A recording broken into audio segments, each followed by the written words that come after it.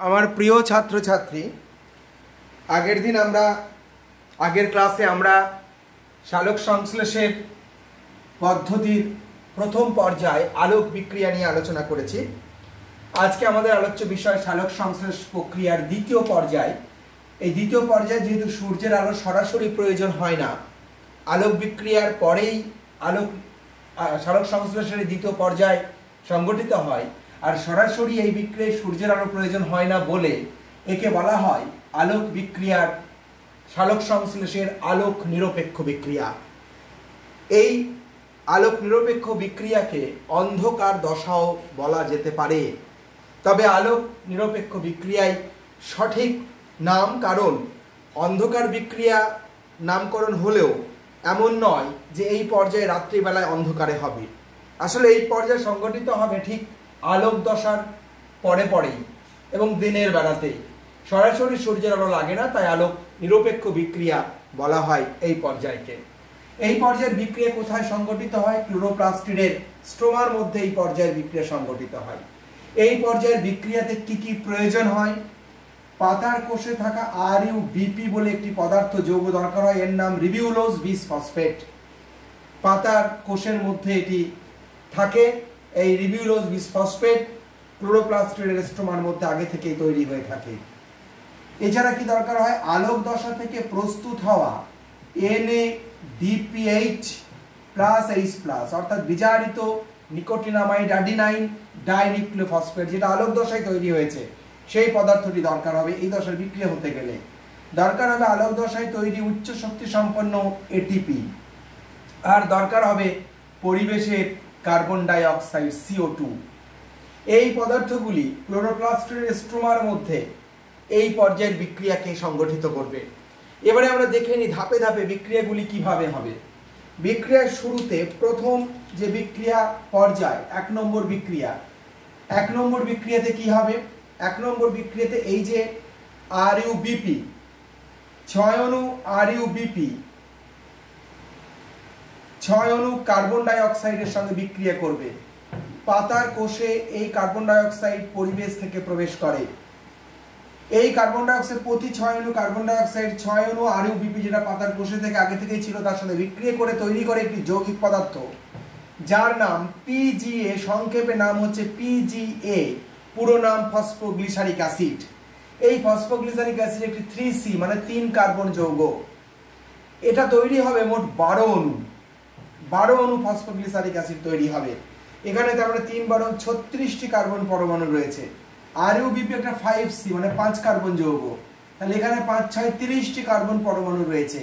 এখানে 6টি কার্বন পরমাণু রয়েছে কার্বন ডাই অক্সাইডের, 30 আর 36। এটা 3 কার্বন যৌগ হলে 12টা রয়েছে, তার মানে 3 বারং 36, তার মানে এটা থেকে এটা তৈরি হতে পারে। এই যৌগটার নাম হচ্ছে ফসফোগ্লিসারিক অ্যাসিড। Phosphoglyceric acid. এই ফসফোগ্লিসারিক অ্যাসিড সালোক সংশ্লেষে উৎপন্ন প্রথম যৌগ এবং এটিকে একটা ট্রায়োজ বলা যেতে পারে, 3 কার্বন শর্করা বলা যেতে পারে। সালোক সংশ্লেষ প্রক্রিয়ায় এটি তৈরি হওয়া প্রথম স্থায়ী যৌগ। এবারে কি হবে? দ্বিতীয় বিক্রিয়া, সালোক সংশ্লেষের সেকেন্ড বিক্রিয়া। দ্বিতীয় বিক্রিয়া সংগঠিত হবে কি? এই যে 12 অণু PGA, এই 12 অণু PGA বিক্রিয়া করবে, 12 অণু ফসফোগ্লিসারিক অ্যাসিড PGA এটা বিক্রিয়া করবে 12 অণু আলোক দশায় ক্লোরোপ্লাস্টিডের গ্রানায় উৎপন্ন NADPH এবং 12 অণু ATPর সাথে, 12 অণু ATPর সাথে বিক্রিয়া করবে। তাহলে 12 অণু ফসফোগ্লিসারিক অ্যাসিড, 12 অণু NADPH+, 12 অণু ATP পরস্পর বিক্রিয়া করবে। বিক্রিয়া করে কি তৈরি করবে আমরা পাশাপাশি লিখবো আমরা, কিন্তু আমরা এখানে চার্ট করেছি বলে আমরা এটাকে এইভাবে লিখছি। এইভাবে আমরা লিখছি একটু জায়গা বাঁচানোর জন্য, কিন্তু তোমরা পাশাপাশি লিখবে। তাহলে এই পদার্থগুলো পরস্পরের সাথে বিক্রিয়া করে কি তৈরি করবে আমরা একটু দেখে নিই। তৈরি করবে 12 অণু আরেকটি পদার্থ যৌগ, তার নাম PGALD। LD মানে গ্লিসার অ্যালডিহাইড, অর্থাৎ 12 অণু ফসফোগ্লিসার অ্যালডিহাইড তৈরি করবে। আর NADPH+ থেকে 12 দুগুণে 24টা হাইড্রোজেন শুধুর মধ্যে প্রবেশ করেছে এই PGA এর সাথে, এটা তৈরি হয়েছে। আর 12 অণু ডিপি মুক্ত হয়ে গেছে, NADP+ মুক্ত হয়ে গেছে। এই পদার্থটি আবার চলে যাবে স্ট্রোমা থেকে গ্রানার মধ্যে আবার হাইড্রোজেনকে বহন করে নিয়ে আসার জন্য। 12 অণু ATP ব্যবহার হয়েছে, তৈরি হয়েছে 12 অণু ADP, অ্যাডিনোসিন ট্রাইফসফেট থেকে তৈরি হয়েছে অ্যাডিনোসিন ডাইফসফেট। তাহলে এই হলো সেকেন্ড ধাপের বিক্রিয়া, এবং সেকেন্ড ধাপের বিক্রিয়া তাহলে আমরা আলটিমেট পদার্থটা কি পেলাম? ফসফোগ্লিসারঅ্যালডিহাইড, 12 অণু ফসফোগ্লিসারঅ্যালডিহাইড। আর এই পদার্থটি তো পুনরায় চক্রাকার বিক্রিয়াতে আবার প্রবেশ করবে, আবার গ্রানায় যাবে, আবার হাইড্রোজেনকে স্ট্রোমায় বহন করে নিয়ে আসার জন্য। আর এডিপিও আবার চলে যাবে গ্রানার মধ্যে, এবং সেখানে আবার ফসফোরিলেশন পদ্ধতিতে, চক্রাকার এবং অচক্রাকার ফসফোরিলেশন পদ্ধতিতে আবার এটি তৈরি হবে সূর্যের আলোর সাহায্যে।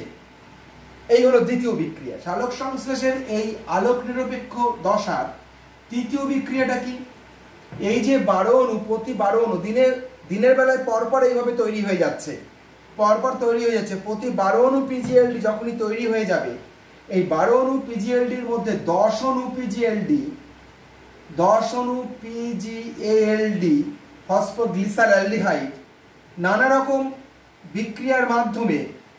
রকম বিক্রিয়ার মাধ্যমে তৈরি করবে। প্রথমে কিছু অন্তর্বর্তী যৌগ তৈরি হবে, মানে নতুন ধরনের বেশ কিছু যৌগ তৈরি হবে। আমরা 9-এ, নবম শ্রেণীতে সেই যৌগগুলোর আমরা নাম আলোচনা করছি না, আমাদের প্রয়োজন নেই বলে। উঁচু ক্লাসে এখানে অনেকগুলো যৌগ পরপর তৈরি হবে ধাপে ধাপে দিয়ে, শেষমেশ তৈরি হবে 6 অণু RUBP, রিবিউলোজ মনোফসফেট। 6 অণু RUBP বা রিবিউলোজ মনোফসফেট। RUBP কথাটার পুরো নাম হচ্ছে রিবিউলোজ মনোফসফেট। RUBPর পুরো নাম ছিল রিবিউলোজ বিসফসফেট, বিস মানে 2 আর মনো মানে 1। তাহলে 6 অণু RUMP তৈরি করলো। এই যে 6 অণু RUMP তৈরি করলো, এই 6 অণু RUMP তারপরে কি হবে?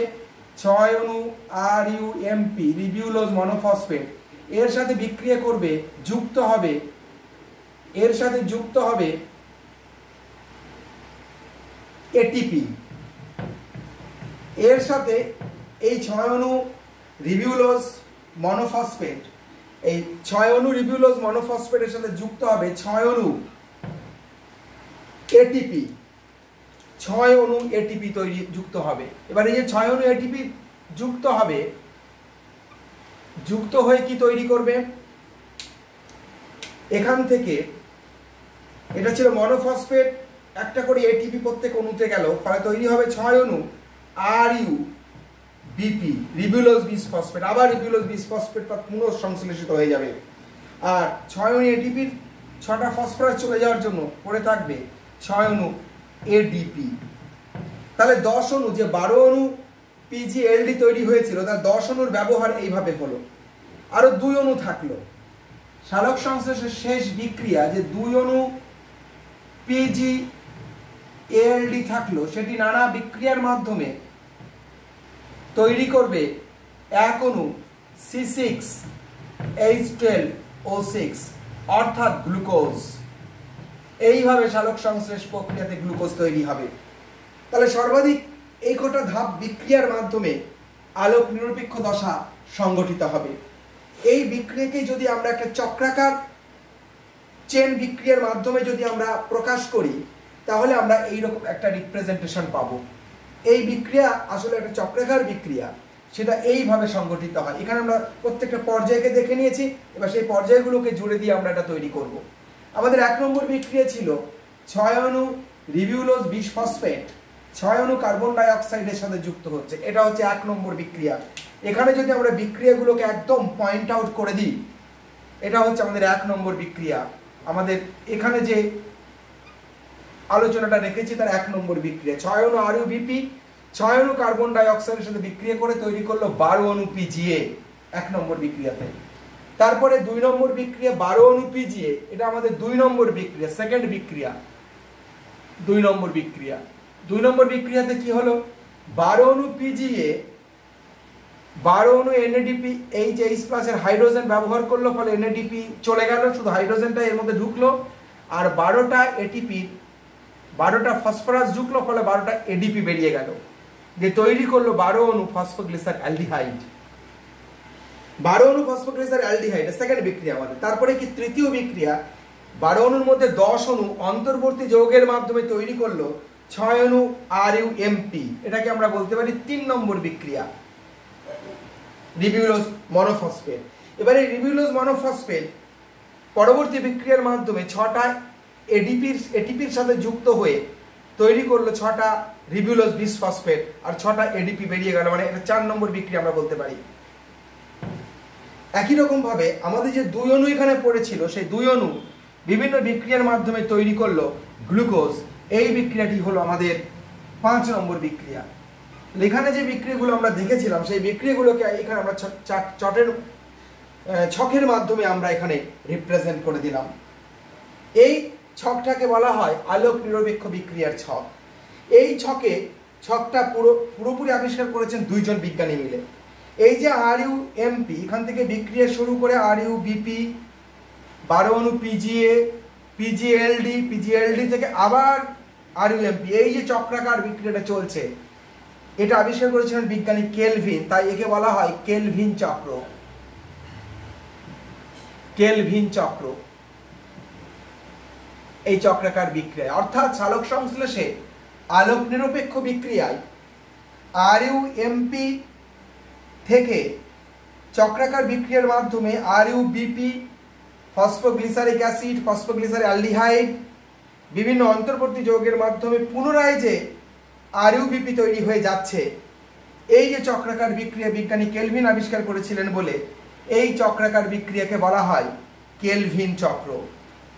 অপরদিকে আরো একজন বিজ্ঞানীর কাজ এখানে আছে, কি সেটা, এই যে RuBp কার্বন ডাই অক্সাইডে যুক্ত হয়ে ফসফোগ্লিসারিক অ্যাসিড তৈরি করলো, তারপর সেটি NADPH এর সাথে যুক্ত হয়ে তৈরি করলো ফসফোগ্লিসারিক অ্যালডিহাইড এবং এটিপির সাথে যুক্ত হয়ে, তারপর সেখান থেকে যে গ্লুকোজ তৈরি হলো, অর্থাৎ এখান থেকে বিক্রিয়াটা শুরু হয়ে এই যে গ্লুকোজ তৈরি হলো, এই বিক্রিয়াটুকুকে আবিষ্কার করেছেন বিজ্ঞানী ব্ল্যাকম্যান, তাই একে বলা হয় ব্ল্যাকম্যান বিক্রিয়া। ব্ল্যাকম্যান বিক্রিয়ার মধ্যে দিয়ে আমরা জানতে পারি যে কিভাবে গ্লুকোজ উৎপন্ন হলো, আর কেলভিন বিক্রিয়ার মধ্যে দিয়ে আমরা জানতে পারি কিভাবে RuBp বারবার চক্রাকারে অন্ধকার দশা বা আলোক নিরপেক্ষ দশায় ব্যবহৃত হচ্ছে। তাহলে এই হলো সালোক সংশ্লেষের আলোক নিরপেক্ষ দশার সম্পূর্ণ আলোচনা। এই আলোচনার মধ্যে আমরা সবটাই মোটামুটি পড়ে নিয়েছি, কিন্তু কিছুটা জায়গা আমরা সংক্ষেপে আমাদের আলোচনাটাকে শেষ করেছি। কি সেটা, এই যে অন্তর্বর্তী যৌগ, যেটা উঁচু ক্লাসে গিয়ে আমরা পড়বো, আমরা 11-এ গিয়ে পড়বো। এই অন্তর্বর্তী যৌগ, এখানে অনেকগুলো আলাদা আলাদা যৌগ ধাপে ধাপে তৈরি হবে, নানা রকম বিক্রিয়া ঘটে শেষমেশ তৈরি হবে। এখান থেকে সরাসরি কিন্তু RuBp তৈরি হবে না, বাকি সব জায়গাটা আমরা সবটাই পড়ে ফেলেছি। তাহলে সালোক সংশ্লেষের এই হলো আলোক নিরপেক্ষ বিক্রিয়া, যেটা বিজ্ঞানী কেলভিন এবং ব্ল্যাকম্যান আবিষ্কার করেছিলেন, আর এই চক্রটাকে বলা হয় কেলভিন চক্র। তাহলে এই পর্যায়ে আমাদের শেষ হলো।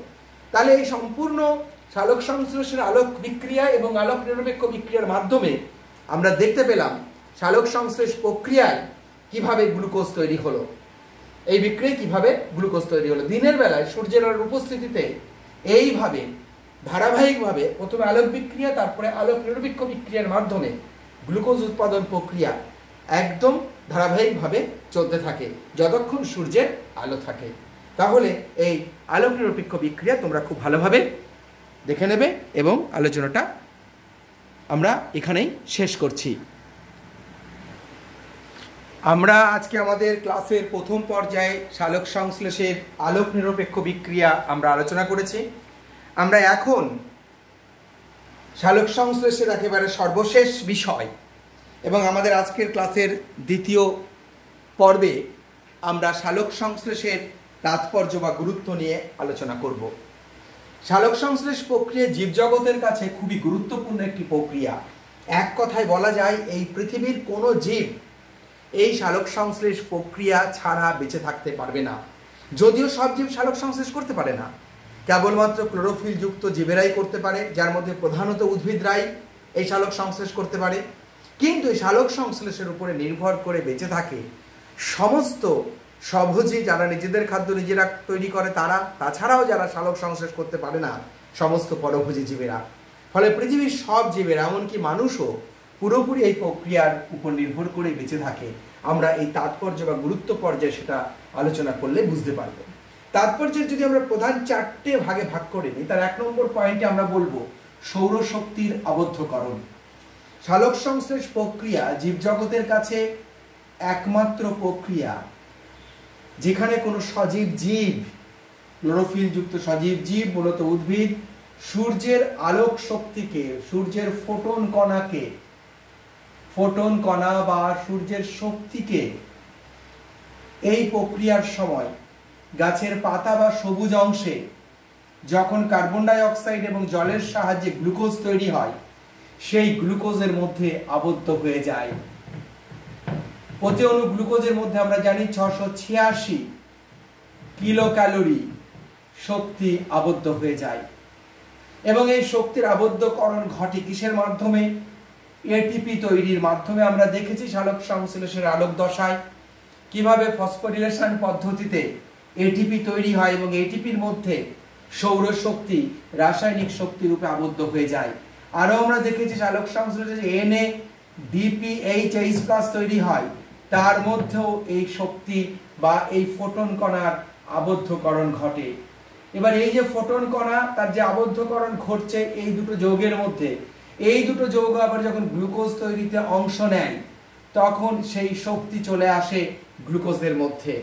ফলে গ্লুকোজের মধ্যে সৌরশক্তি অস্থিতিক শক্তি রূপে বা স্থিতিশক্তি রূপে জমা হয়ে যায়। এইভাবে সৌরশক্তির গ্লুকোজের মধ্যে আবদ্ধকরণ ঘটে সালোক সংশ্লেষ প্রক্রিয়ার মাধ্যমে। আমরা পৃথিবীতে কয়লা খনিজ তেলের মাধ্যমে যে শক্তি পাই, যেটাকে চিরাচরিত শক্তির সবচেয়ে বড় উৎস আমরা ধরি, সেই কয়লা খনিজ তেলও তৈরি হয় উদ্ভিদ এবং প্রাণীর দেহ এবং দেহের অংশ দীর্ঘদিন মাটির তলায় চাপা থেকে।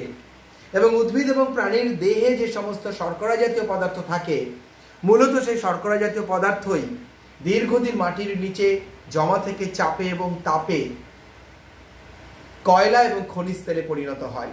এবং সেই কয়লা এবং খনিজ তেলের মধ্যে যে শক্তি জমা রয়েছে, সে আসলে গ্লুকোজের মধ্যে জমা শক্তি, আসলে সৌরশক্তি, যা সালোক সংশ্লেষের মধ্যে আবদ্ধ হয়েছে। এবং সেই শক্তিকেই আমরা আমাদের দৈনন্দিন জীবনের মানব সভ্যতার অগ্রগতির ধারাবাহিকতা বজায় রাখতে সবচেয়ে সেই শক্তিকেই আমরা বেশি ব্যবহার করে থাকি। এবং কয়লা এবং খনিজ তেলই আমাদের কাছে প্রধান শক্তির উৎস হিসেবে কাজ করে। যদিও এই শক্তির উৎস ক্রমাগত কমে যাচ্ছে, তাই অচিরাচরিত শক্তির উৎস ব্যবহারের দিকে আমাদের বিজ্ঞানীরা বিশেষভাবে দৃষ্টি নিক্ষেপ করছেন এবং রাষ্ট্রগুলোকে সেই কথা বলছেন যে বিভিন্ন অচিরাচরিত শক্তির উৎস, সৌরশক্তি, বায়ুশক্তি, জড়ভাটা শক্তি, সেগুলোর দিকে আমাদের খেয়াল দিতে হবে। কারণ আমাদের এইভাবে সঞ্চিত কয়লা এবং খনিজ তেলের মধ্যে যে রাসায়নিক শক্তি থাকে, সেই কয়লা এবং খনিজ তেল ফুরিয়ে আসছে। তার ফলে আমাদের সভ্যতায় শক্তির উৎস হিসেবে আমরা খুব বেশি দিন কয়লা খনিজ তেলকে ব্যবহার করতে পারবো না। আর শক্তি না পেলে আমাদের মানব সভ্যতার অগ্রগতিও থেমে যাবে। তাই অচিরাচরিত শক্তি ব্যবহার এবং তার বিভিন্ন বৈজ্ঞানিক পদ্ধতির আবিষ্কার এবং তার ব্যবহার বর্তমান সময় এগোচ্ছে। তাহলে আমরা দেখতে পেলাম যে সৌরশক্তিকে সালোক সংশ্লেষ প্রক্রিয়ার মাধ্যমেই আবদ্ধ করা সম্ভব। এবং সেই শক্তিকে আমরা খাদ্যের মাধ্যমে, জীব তার দৈনন্দিন জীবনের শক্তির উৎস হিসেবে যেমন ব্যবহার করে, অর্থাৎ আমরা যে জৈবনিক ক্রিয়া করি, আমাদের চলন গমন, কথা বলা, উত্তেজনা সাড়া দেওয়া, প্রতিটি উদ্ভিদ প্রাণী তার দৈনন্দিন জীবনের যে শক্তি পায়, যে শক্তি তার প্রয়োজন হয়, সেই শক্তিও তো আসলে গ্লুকোজের মধ্যে জমা শক্তি, আসলে সৌরশক্তি। তাহলে এইভাবে জীবও তার শক্তির চাহিদা পূরণ করে, আবার কয়লা খনিজ তেলের মধ্যে আমরা সেই শক্তি পেয়ে থাকি। তাহলে সালোক সংশ্লেষের প্রথম পর্যায়ে সৌরশক্তির আবদ্ধকরণের মাধ্যমে জীবজগৎ দারুণভাবে উপকৃত হচ্ছে। সালোক সংশ্লেষের দ্বিতীয় পয়েন্ট, খাদ্যের উৎস। আমরা জানি পৃথিবীতে যত জীব আছে, সব জীবের বেঁচে থাকতে গেলে খাদ্যের একান্ত প্রয়োজন। কারণ এই খাদ্য দিয়েই আমাদের দেহ গঠন হয়, কোষ গঠন হয়। খাদ্যের মধ্যে আমরা শক্তি পাই, তা দিয়ে আমাদের কোষের এবং দেহের সমস্ত ধরনের বিপাক ক্রিয়া এবং যৌবনিক ক্রিয়া সম্পন্ন হয়। ফলে খাদ্য ছাড়া আমাদের দেহ গঠন বা আমাদের বেঁচে থাকার কোনো প্রশ্নই নেই। এই খাদ্যের, জীবজগতের এই খাদ্যের প্রাথমিক উৎস কিন্তু এই C6H12O6 বা গ্লুকোজ, যা সালোক সংশ্লেষ প্রক্রিয়ায় তৈরি হয়। এই গ্লুকোজ থেকে পরবর্তীকালে জীবদেহে তৈরি হয়ে যায় প্রোটিন তৈরি হয়ে যায়, বিভিন্ন জীবদেহে ফ্যাট তৈরি হয়ে যায়, অর্থাৎ অন্যান্য প্রয়োজনীয় খাবারগুলো এই গ্লুকোজ থেকেই তৈরি হয়ে যেতে পারে। এবং এই প্রোটিন ফ্যাট তৈরি, গ্লুকোজ থেকে প্রোটিন ফ্যাট তৈরি, এই ক্ষমতা কিন্তু শুধু উদ্ভিদ নয়, এই ক্ষমতা প্রাণীদেরও রয়েছে। তাহলে উদ্ভিদ তার যে প্রথম খাদ্য গ্লুকোজ তৈরি করলো, তা থেকে প্রোটিন ফ্যাট বানিয়ে নিল এবং তা দিয়ে উদ্ভিদ তার দেহ গঠন করলো। এবার এই উদ্ভিদকে যখন খাদ্য হিসেবে পরভোজী জীবকুল গ্রহণ করে, ধরা যাক এই উদ্ভিদকে খাদ্য হিসেবে প্রথম গ্রহণ করলো একটি তৃণভোজী প্রাণী, একটা ছোট প্রাণীর কথা উদাহরণ আমরা দেই, ঘাস ফড়িং বা পঙ্গপাল। ঘাসের মধ্যে থাকা সবুজ রঙের বা বাদামি রঙের ফড়িং পঙ্গপাল বা ঘাস ফড়িং, এই উদ্ভিদকে খাদ্য হিসেবে গ্রহণ করলো। আসলে উদ্ভিদের শরীরে জমা খাদ্য গ্রহণ করলো, গ্লুকোজ গ্রহণ করলো, শর্করা গ্রহণ করলো, যা সালোক সংশ্লেষের মাধ্যমে তৈরি হয়েছে। তারপর ধরা যাক এই পঙ্গপালকে খাদ্য হিসেবে গ্রহণ করলো আরেকটু বড় প্রাণী, ধরা যাক ব্যাঙ। এইভাবে উদাহরণ আমরা অনেক দিতে পারি। তাহলে ব্যাঙ পেল পঙ্গপালের দেহ থেকে খাদ্য, আর পঙ্গপাল পেয়েছিল কিন্তু উদ্ভিদের কাছ থেকে সেই গ্লুকোজ খাদ্য, যা সালোক সংশ্লেষে তৈরি হলো। তাহলে ব্যাঙও কিন্তু যে খাদ্যটা পেল, তা আসলে এই সালোক সংশ্লেষে তৈরি হওয়া প্রধান গ্লুকোজ বা শর্করা পঙ্গপালের মাধ্যমে পেল। একই রকম ভাবে ধরে নিলাম ব্যাঙকে খাদ্য হিসেবে গ্রহণ করলো সাপ। তাহলে সাপের শরীরেও যে খাবার গেল মূলত, তা কিন্তু চেনের মাধ্যমে, শৃঙ্খলের মাধ্যমে সেই উদ্ভিদই গেল, অর্থাৎ সৌরশক্তির মাধ্যমে সালোক সংশ্লেষ প্রক্রিয়া তৈরি প্রধানত শর্করা জাতীয় খাদ্যই গেল। ধরা যাক এই সাপকে খাদ্য হিসেবে গ্রহণ করলো ঈগল বা চিল প্রভৃতি ঈগল পাখি। তাহলে ঈগলের শরীরে যে খাবার গেল, সে খাবারও মূলত সেই সালোক সংশ্লেষ প্রক্রিয়ায় উৎপন্ন খাদ্যই গেল। তাহলে এই যে একটা খাদ্য শৃঙ্খল পেলাম আমরা, খাদ্য চেন পেলাম আমরা, সেখানে আমরা দেখতে পাচ্ছি প্রত্যেকটি স্বভোজী বা তৃণভোজী, প্রত্যেকটি স্বভোজী উদ্ভিদ তো সালোক সংশ্লেষ প্রক্রিয়া খাদ্য তৈরি করছে। তারপর যারা পরভোজী, তাদের মধ্যে তৃণভোজীরা সরাসরি উদ্ভিদের কাছ থেকে খাদ্য পাচ্ছে, আর যারা মাংসাশী তারা তৃণভোজীর কাছ থেকে খাদ্য হিসেবে গ্রহণ করে নিচ্ছে। আর যারা সর্বভুক, তারা কখনো উদ্ভিদকেও খাদ্য হিসেবে গ্রহণ করছে, প্রাণীদেরও খাদ্য হিসেবে গ্রহণ করছে, যেমন মানুষ। সারা পৃথিবীতে যদি আমরা বিভিন্ন খাদ্য শৃঙ্খলা এইভাবে আমরা দেখাই, তাহলে দেখবো যে জীব জগতে প্রতিটি জীব কিভাবে ক্রস ওয়াইজ অন্য জীবকে খেয়ে খেয়ে একটা জালের মতো তৈরি করেছে, যাকে বলা হয় খাদ্য জাল। সুতরাং এক কথায় বলতে পারি আমরা, পৃথিবীতে সব জীবের খাদ্যের উৎস হলো সালোক সংশ্লেষ। সব জীবই প্রত্যক্ষ বা পরোক্ষভাবে সালোক সংশ্লেষে তৈরি গ্লুকোজ জাতীয় খাদ্যকে গ্রহণ করে জীবন ধারণ করে থাকে। তাহলে এই ব্যাপারেও সালোক সংশ্লেষের ভূমিকা কিন্তু অস্বীকার করা যাবে না, যে পৃথিবীর সব জীব এই প্রক্রিয়ার উপরে নির্ভর করে বেঁচে আছে। সালোক সংশ্লেষের আমরা তৃতীয় পয়েন্টে যাব, O2 এবং CO2 ভারসাম্য। আমরা জানি বাতাসে কার্বন ডাই অক্সাইড এবং অক্সিজেনের একটা নির্দিষ্ট মাত্রা আছে। এই মাত্রার খুব বেশি হেরফের হয়ে গেলে পৃথিবীতে কিন্তু আমাদের বেঁচে থাকাটা খুব মুশকিল হয়ে যাবে। বাতাসে কার্বন ডাই অক্সাইডের মাত্রা আমরা আয়তনের শতাংশ ধরি 0.03%, মোটামুটি এটা স্থান ভেদে 0.4 হতে পারে। শহরাঞ্চলে কার্বন ডাই অক্সাইড বেশি থাকে, গ্রামাঞ্চলে বা জঙ্গলে কার্বন ডাই অক্সাইড কম থাকে।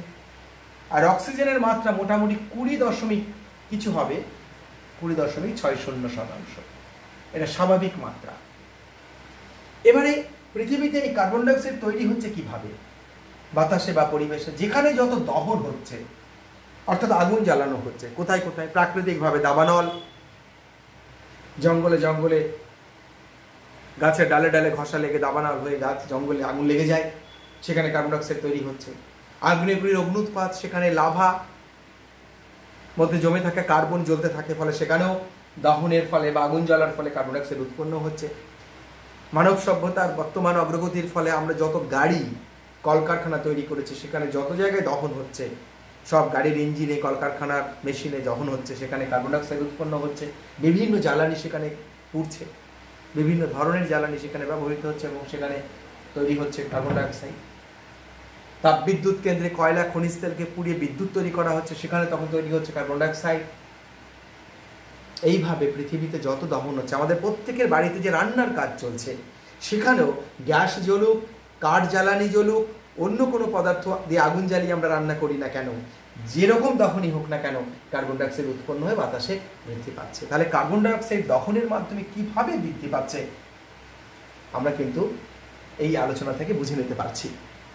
একই রকমভাবে পৃথিবীতে যত জীব আছে, সামান্য কিছু অবায়ুজীবী জীব বা অবাধ শ্বসনকারী জীব, যারা অক্সিজেন ব্যবহার করে সবাদ শ্বসন করে না, কিন্তু তার সংখ্যা খুবই কম, তারা বাদ দিয়ে পৃথিবীর সব জীব অক্সিজেনের সাহায্যে শ্বসন প্রক্রিয়া সংগঠিত করে, এবং যখনই শ্বসন হবে তখনই কিন্তু কার্বন ডাইঅক্সাইড উৎপন্ন হবে। এই শ্বসন কিন্তু উদ্ভিদ করবে, প্রাণী করবে।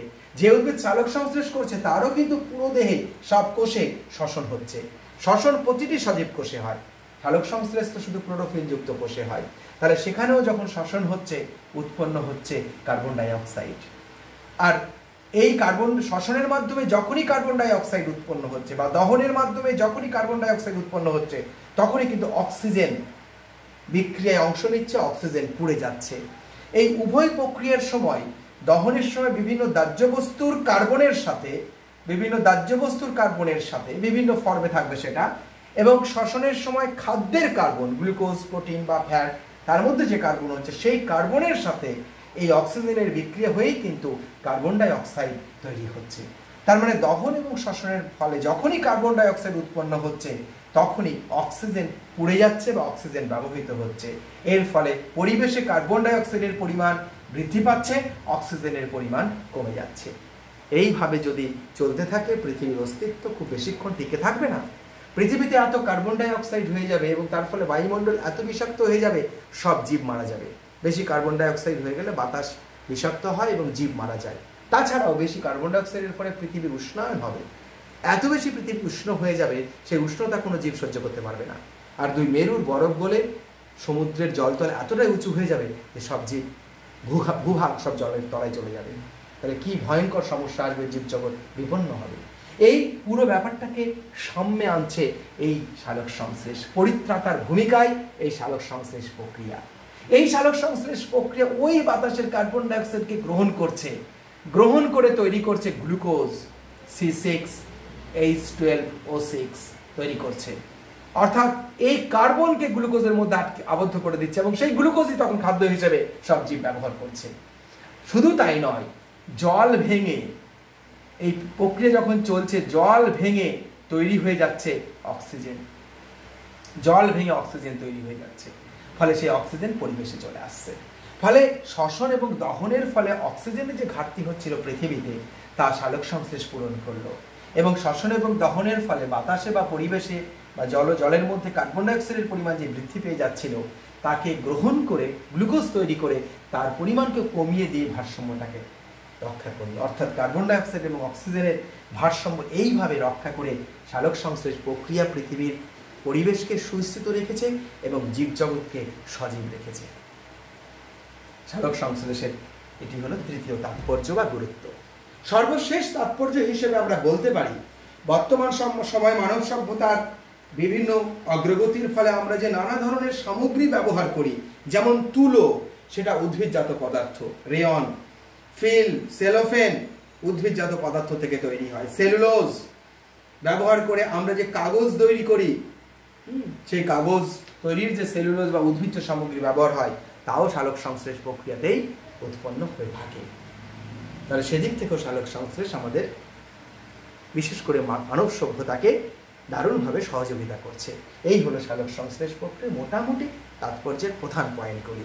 তাহলে এই আলোচনা থেকে আমরা সহজেই বুঝতে পারছি সালোক সংশ্লেষ প্রক্রিয়া একটি অত্যন্ত গুরুত্বপূর্ণ প্রক্রিয়া এবং এই গুরুত্বপূর্ণ প্রক্রিয়াটি সমস্ত পৃথিবীর পরিবেশকে সুস্থিত রেখেছে এবং জীবজগৎকে সজীব থাকতে সাহায্য করেছে। তাহলে আমাদের আজকের ক্লাস এই পর্যন্তই থাকলো। তোমরা পুরো ব্যাপারটাকে ভালোভাবে পড়ে ফেলো। প্রথমে আমাদের ক্লাসটাকে ফলো করো, নোট নাও, তারপরে পাঠ্যপুস্তক পড়ে ফেলো। পাঠ্যপুস্তক পড়ে ফেলে ধারণাটাকে পরিষ্কার করে ফেলো। তাহলে আমাদের সালোক সংশ্লেষ প্রক্রিয়া পুরোটা আমাদের পড়া শেষ হলো। সকলে ভালো থেকো।